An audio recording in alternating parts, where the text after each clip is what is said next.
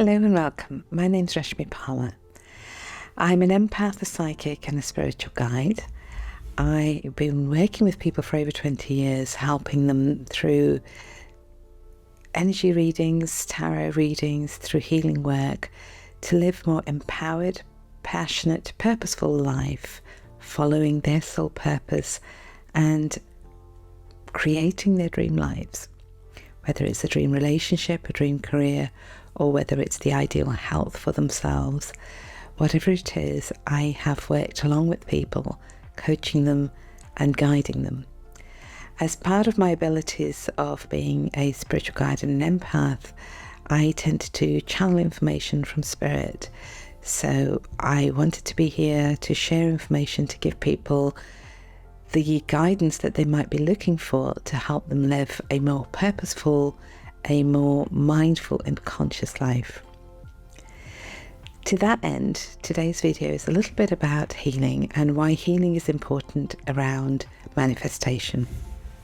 Many people are looking these days for shortcuts to the perfect manifestation. If you're here, you've probably heard about the law of attraction, or manifesting your ideal life, your ideal relationship, your ideal career. And a lot of the times as humans, we are very impatient. We want to actually start rushing through life and creating the ideal moment that we think we're going to be happy. So we want to take an easy shortcut into manifestation. Now, the truth is, manifestation and the law of attraction is not something that's elusive. It's not something that we don't know how to do. It's just that we don't know how to do it consciously. We are manifesting 24 hours a day. Perhaps sometimes not when you're sleeping, because you might actually be traveling and doing some astral travel, but even that might influence the reality that you're living or what you're manifesting. But generally, we are manifesting all of the time.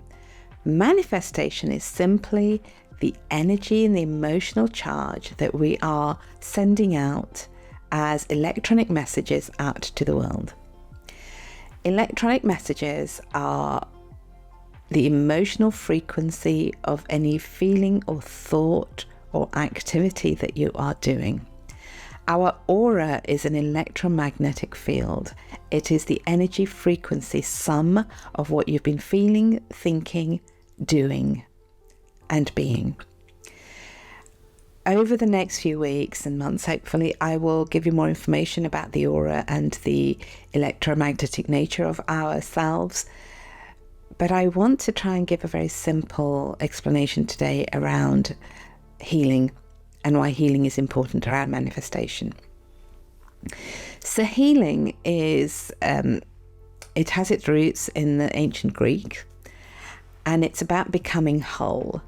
Becoming whole means that along the journey of being this soul that has lived in this life and perhaps even past lives, we have created connections, we have created links, we have invested this energy that we are in every experience that we've had. A lot of the time, the energy gets caught up in an emotional reaction based on an experience we're having. So, for instance, if I'm having a really joyful moment, I will have lots of memories around whatever it is that I'm having a joyful moment around. For instance, most of us love ice cream. And I say most of us, I don't say all of us, because some people are actually prone not to like ice cream, and that's okay too. But we have, when I say the word ice cream or the word chocolate, most of us have a memory which is very positive, and the energy we radiate out is, wow, that's so delicious, that's so divine, that's really what I want right now, this is what I'm waiting for. So we tend to have an emotional charge of joy, which is quite high frequency, of delight. We relive subconsciously the memory of the last time we had the ice cream, or we yearn for the ice cream that we want, or the chocolate that we really love. And so we're having this energy that's radiating out of us. That radiating energy will attract to us automatically because it's magnetic. Okay, so it will automatically attract to us. And you might, without actually making the effort, you might find if you have no blocks to having the ice cream, or if you have no resistances to having the chocolate, blocks and resistances are more or less the same thing, that suddenly somebody offers you a bowl of ice cream, or somebody invites you out for a chocolate or a chocolate cake if you're really lucky.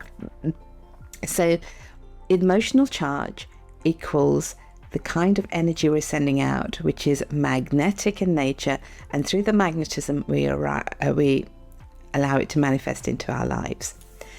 Now, on the other side, we might have an emotional charge around the law of attraction, around an item, an experience, or something that is sort of repelling that energy or that experience again.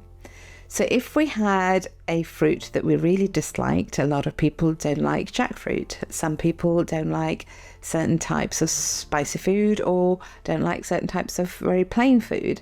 So we have an emotional charge around whether we enjoyed it or not enjoyed it. If we didn't enjoy it and it came at a difficult point in our lives. So if I ask you to think about a lemon, you either love lemons or you hate the idea of just sucking on a lemon.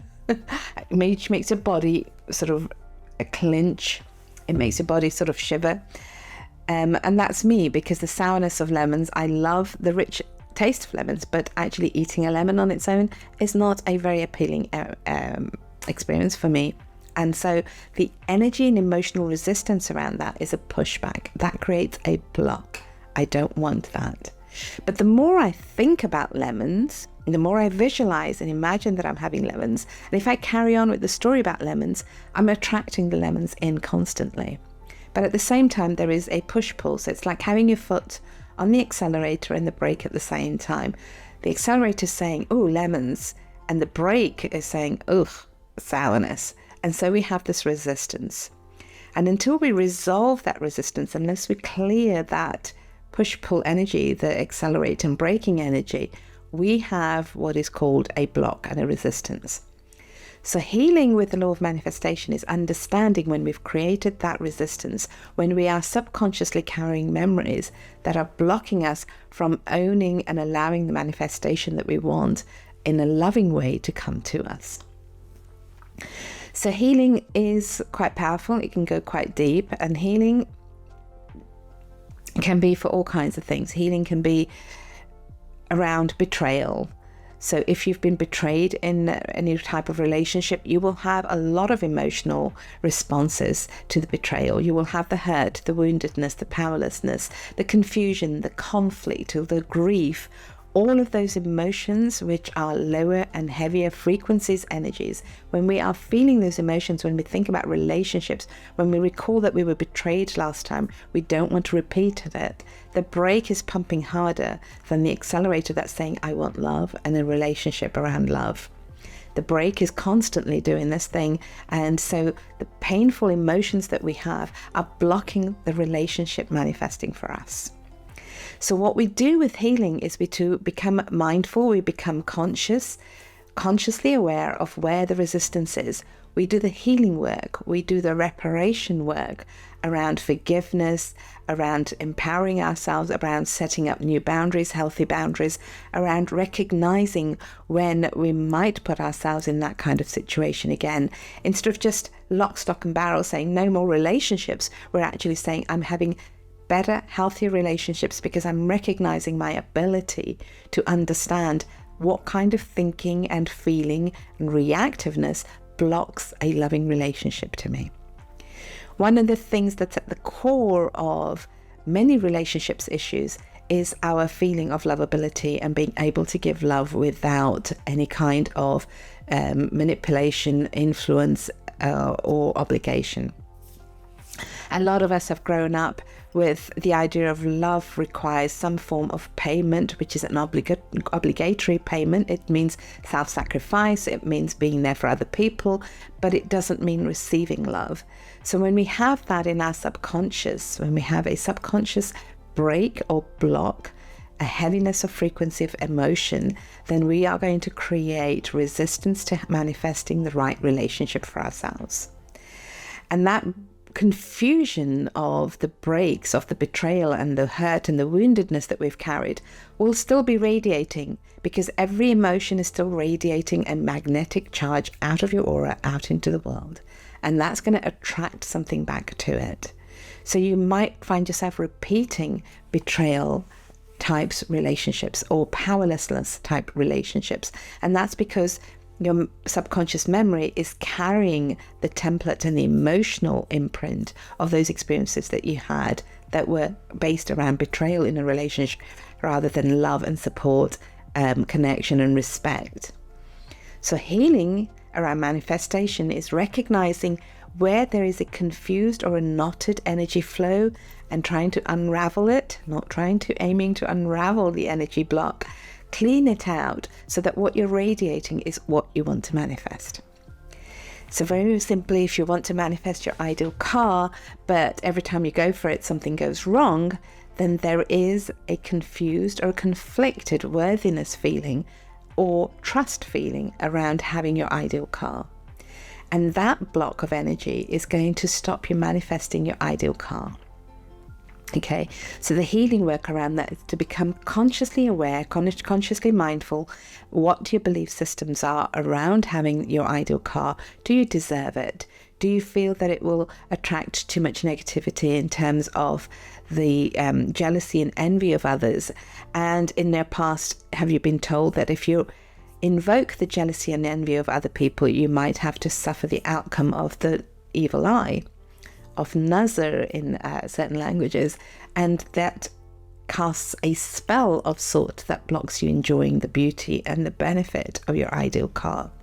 So all those belief systems, all those experiences that you were taught as a way of trying to caution you, our family didn't deliberately mean to make us go without, but they were very cautious that you had a safe life. And so we learned to be safe in the way we manifested things, so we would never be on the receiving end of envy or negative energy or negative spells, which is what the evil eye is.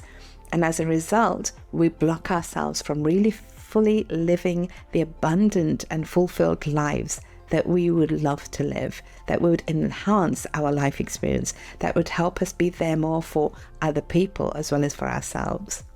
So healing around manifestation is becoming aware, becoming mindful, tracing that line of energy where it's getting stuck, and then untangling the stuckness, and then allowing the flow to come through. And this is where healing comes into manifestation. I hope that brief video helped you to understand why we always talk about healing around manifestation. It's around clearing out your energy field. If you're more curious, if you have more questions, if I've said something that's brought up more questions for you, please do comment, do message me. I look forward to answering them. And as we move forward on this channel, I hope that you will start receiving more and more of your answers, and you will feel more uplifted and more prepared to live your purposeful, fulfilled life. Sending you lots of love. Thank you for watching this video. If you liked what you watched and heard, please do subscribe to my channel. I invite you to share it with other people that you think it will benefit. I'm really grateful for you. Have a wonderful, wonderful day. God bless. Bye.